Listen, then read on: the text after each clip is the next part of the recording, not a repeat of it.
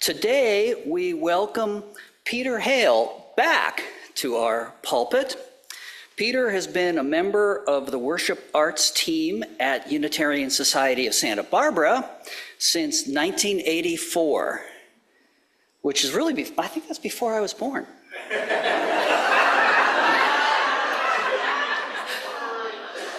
He has led services and delivered sermons at UU congregations in Ventura, Santa Monica, San Luis Obispo, Santa Paula, Decorah, Iowa, and right here at Live Oak before this sanctuary was even built. Peter was born and raised in New York City, moved to Santa Barbara in 1977, and was married at the downtown UU Society in 1983. He has one daughter living in Oakland and has recently added the title grandfather to his life story. And since 1989, Peter has run his own company for architectural design and construction. He wanted us to know that his principles to live by include the power of community, the power inherent in keeping your word, and the power of creativity in all aspects. So welcome, Peter. Glad you're here.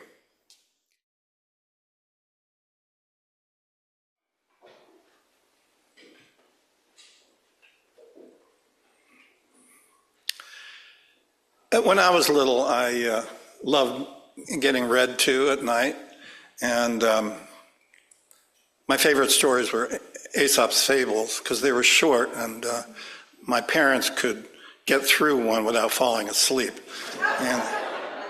But I always wanted to know, then what?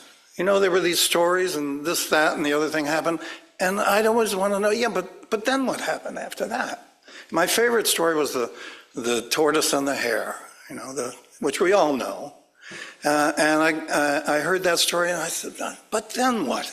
Then what happened after that?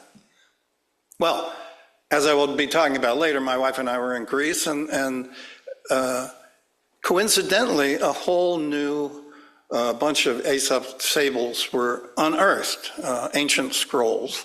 And one of them, coincidentally, was Tortoise and the Hare, Part 2. So now I got an opportunity to find out what happened after that race. Well, the hare was the fastest animal in the forest, of course, but he lost the race due to his own laziness and hubris, which is a Greek word that just means disdaining good fortune and taking things for granted. It was his own fault, and he was so ashamed that he retreated to his burrow and turned over his welcome mat and said, it just said, go away. And Tortoise, on the other hand, got all kinds of adulation for winning the race. Athletic gear wanted promotions. Running shoes, health drinks. They were all after him to do advertisements.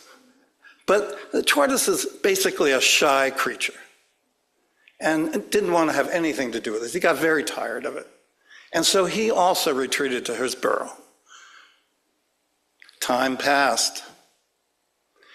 And then Tortoise woke up. He smelled something.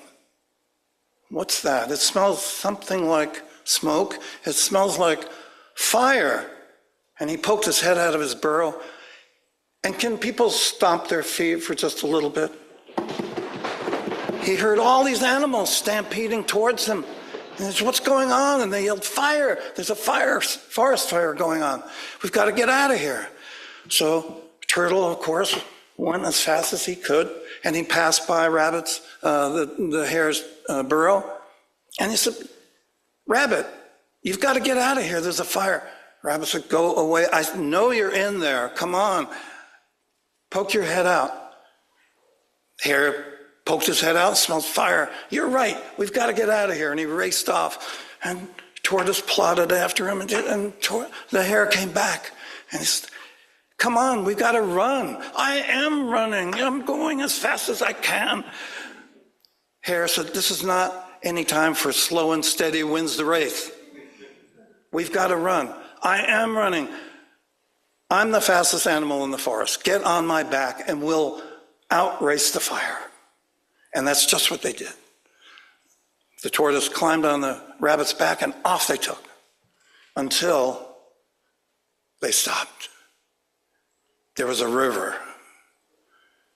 And the rabbit said, we're doomed. We're toast.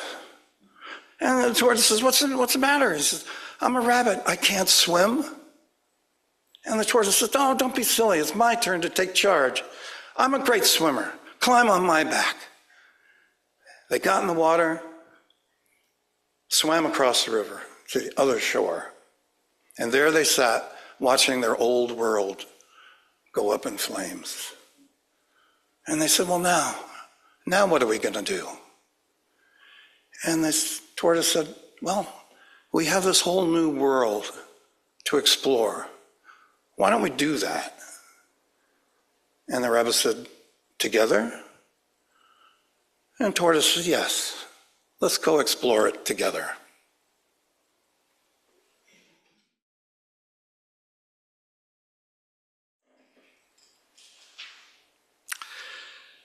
My wife and I were on a treasure hunt, an adventure, searching the streets of Athens for the site of the legendary garden of Epicurus, the founder of Epicureanism. We knew the ancient name of the thoroughfare, Dromos, and that by all accounts the garden was located halfway between the Diplon Gate, the western gate of Athens, and Plato's Academy, which still exists. I thought there might be a plaque or a statue indicating where the garden had been, but no, we came up short.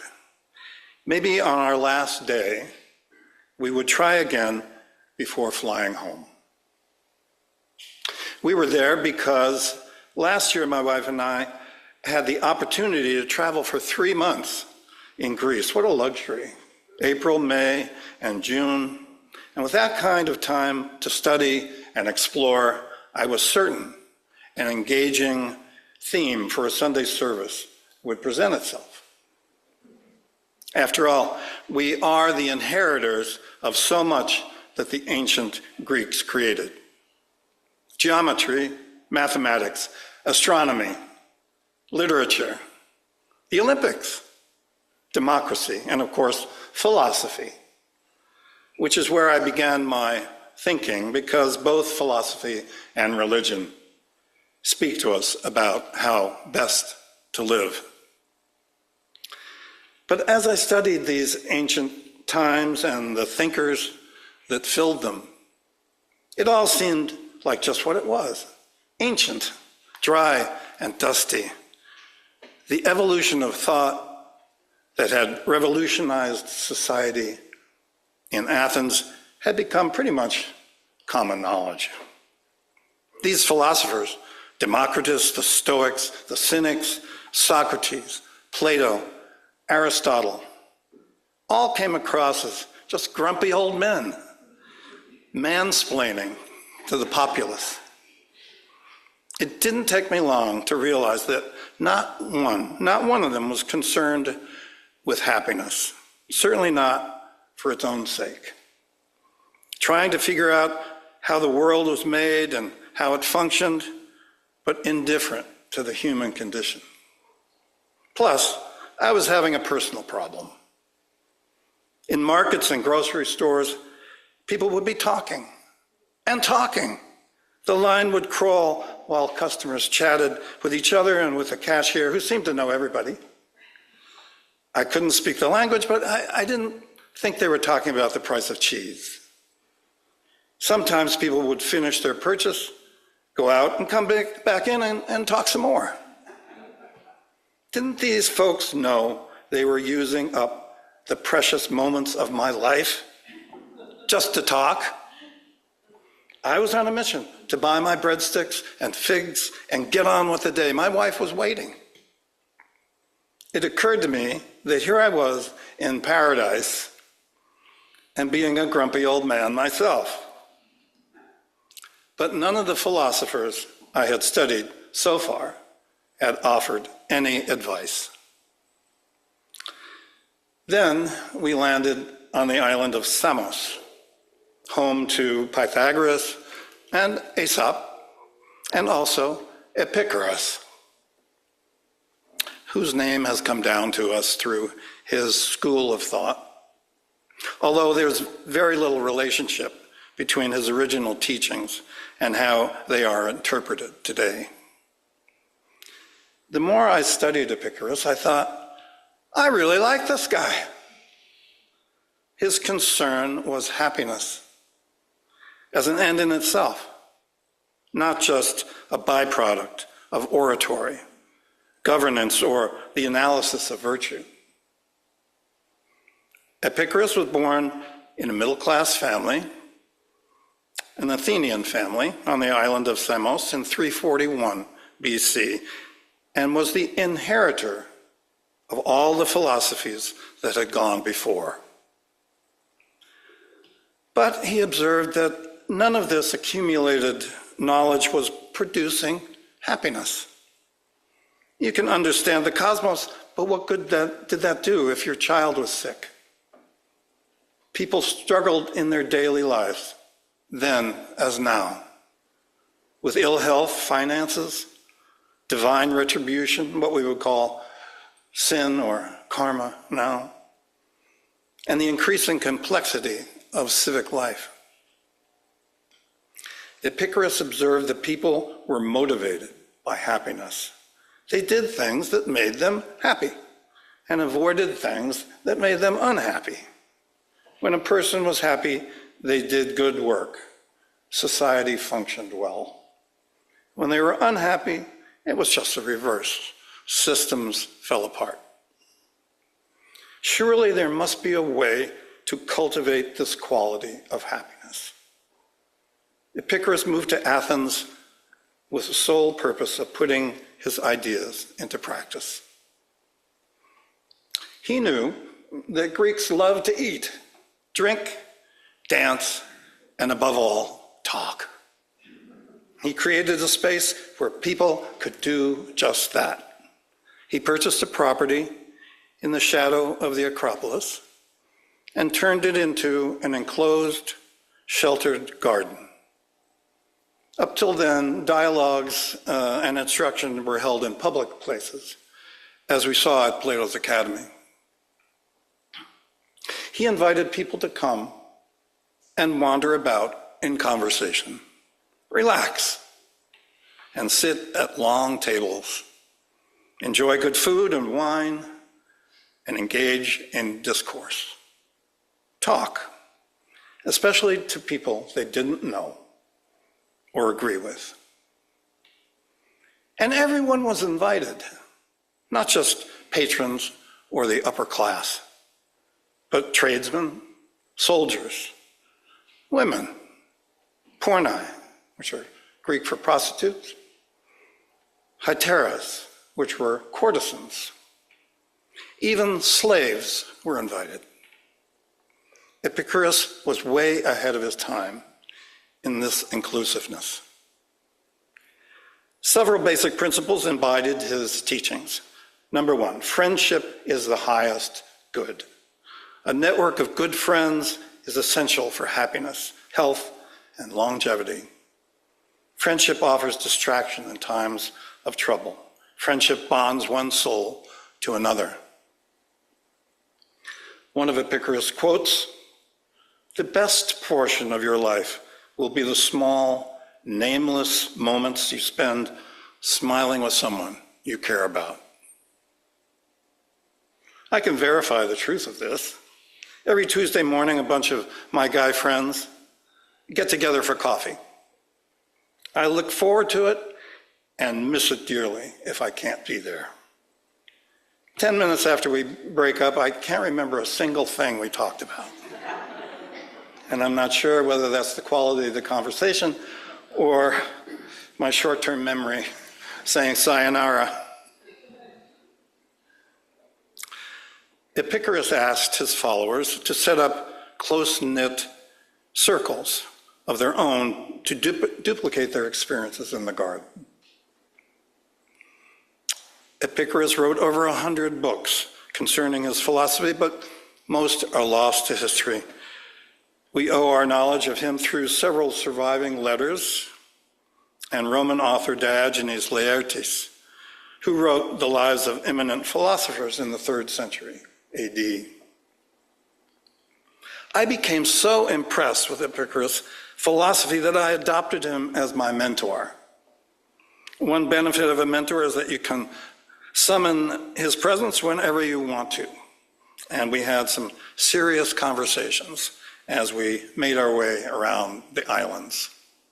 For example, I asked him, well, is your garden truly open to everyone? What if this tyrant of Samos, Polycrates, what if he showed up? Would he be welcome? Epicurus explained that tyrants and self-important people prefer to speak to their followers and ignorant people. In the unlikely event that he showed up, we would employ the Socratic method and question him until his logic collapsed. He related that one of his students said, "I fear the gods. How can I be happy?"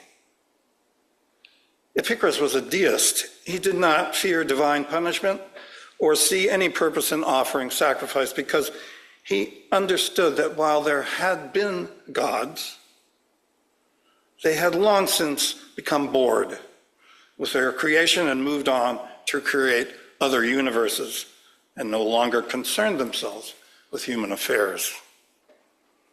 Sounds like the multiverse, doesn't it?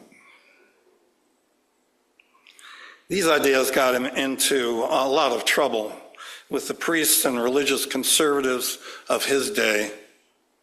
Yes, they existed then too. They spread rumors of debauchery behind the walls of the garden, although they were as free to participate as anyone else. Someone asked him, "I fear death. How can I be happy in the face of that?" Epicurus said that he had as little concern with the nothingness to come as the nothingness that he came from. That what we really fear is a painful transition. And that he himself suffered from hardening of the bladder and urethral stricture, which was extremely painful and eventually caused his death in 270 BC. But that gathering with his community and with his friends and remembering good times gave him all the comfort he needed. And then someone said, "I'm happy when I'm here, but I go home to a very unhappy family. What's the use?" To which Epicurus replied, "Happiness is not a constant state, but the more we rid ourselves of the things that make us unhappy, the longer will be our periods of tranquility. Concentrate and encourage those parts of your life that make you happy, and all the rest will diminish in importance." And I had a question of my own. The world is so messed up. I feel guilty talking about happiness. Oh, are your times messed up too? Our society is just now throwing off the yoke of Macedonian oppression, and those pesky Romans are taking over. Ignorance and superstition abound. People act out of fear. But if you do not speak out for what is good, who will? If you do not set an example, who will? You don't need to talk about happiness. Just invite people to your garden You have one, don't you? Epicureanism was extremely popular during the last centuries of Greek dominance. It was adopted by the Romans, who took it to the extremes of hedonism, pleasure for its own sake, pleasure twisted into decadence. When the Christian era arrived, following the Council of Nicaea in 325 AD, the Western world turned to faith, original sin, and prayers for salvation. Why this was so easily adopted over Epicurus humanism still has historians scratching their heads. The teachings of Epicurus faded away until they were rediscovered and publicized by French theologian and scientist Pierre Gassendi in the early 16th century, whose writings influenced English philosopher John Locke in the mid-17th century, who in turn influenced Thomas Jefferson, who cribbed much of his Declaration of Independence and the Constitution directly from Locke. Does the phrase pursuit of happiness ring a bell? Epicurus. You can draw a straight line from Epicurus through Western culture to the adoption of our UU principles, which he first espoused so long ago. Inclusiveness, diversity, pluralism, community, and of course, the encouragement to spiritual evolution through human interaction. But perhaps you're thinking that Epicurus' concern for human happiness is naive and has become passé in our jam-packed pop culture. There's a lot of talk about happiness going around these days. This is an excerpt from author Stephanie Harrison's book, The New Happy. Modern Americans have been conditioned to believe that happiness is something that we get for ourselves, by ourselves, through achieving material wealth, personal achievement, or individual gratification. Growing up in this individualistic culture, we are taught to see ourselves as separate from other people. Believing we are separate separates us from happiness because true happiness is collective. I'll repeat that. True happiness is collective. It is the experience of being connected to others, of participating in relationships of mutuality, of knowing yourself to be a needed and useful part of a greater whole. And one of the blessings of human consciousness is that we can anticipate happiness. Writing can be a very lonely experience. Writing for this service was a happy experience because I knew I was going to be sharing it with you. It's the same thing when I make toys for my grandson. I'm making them in anticipation of him tearing open the package and having fun, and us being together to play with them. In March of 24, according to Gallup data, their report, World Happiness Report, yes, there is such a thing, America fell out of the top 20 rankings for the first time.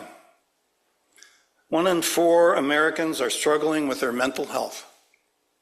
50% of Americans said they were lonely. I think we need Epicurus more than ever. I'll close with resolving my difficulties in the eternal grocery store line. I knew my feelings weren't right. So I asked my new friend and mentor, Epicurus, what to do. And there he was behind me chatting with some younger folk in the back.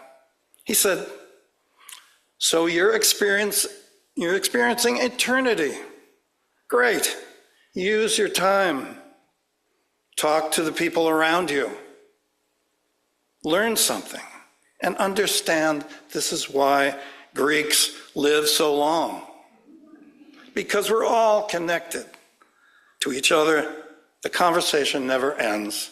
We just take a break. Then he asked, "You have been in Greece for many weeks now. What is your happiest memory so far?" And I had to think about that. Was it sitting by myself at sunset on a beautiful beach, serene? Was it hiking in the hills of Crete? Was it involved in a task of reading? No. I said, when our entire family flew in from the US and joined us in Crete at a little village, Taverna, there were 7 of us, including our grandson. We sat at a long table and drank and ate and watched the sunset over the hills and talked. The place was packed, boisterous. Candles were lit. The stars came out. People started singing. Everybody enjoying themselves. Truly magical. I'll never forget that. A long table, you say? And you were happy? Oh, yes. Very. I told Epicurus we would be gathering to talk about his life. And did he have any final words for us? He handed me a small piece of parchment. Here, I said, this is from the last letter I wrote before my passing. And this letter, by the way, is on the internet. It's in entirety. It's his farewell letter to his friend Menocius. He says, share this with your friends and save it for the next time you're stuck in line at the market. Well, I looked at it and I said, I can't read this, it's in Greek. He says, use your phone to translate it. I mean, how Epicurus would know about Google Translate, I have no idea. But I did that. It said, farewell, Menocius, you will no longer see me in the garden. My journey has reached its end, but save me a place at the table. I have counted our friendship as a blessing. The moments we shared have formed the foundation of my life, supported me and sustained me, and made these last few days the happiest of all. We did have one more day in Athens to find his garden. But now I had done my research through the International Epicurean Society, of which there are many chapters. I knew where to go. 61 Marathona Street, where scholars agree that this was the site of the garden, because statues, benches, stone tablets, and a bust of Epicurus were unearthed there. It's now just a small apartment building. But the garden does not live on only as metaphor and memory. It exists now. I found it in our wonderful UU Society downtown, as I'm sure you have found it in this community that you've created. Can someone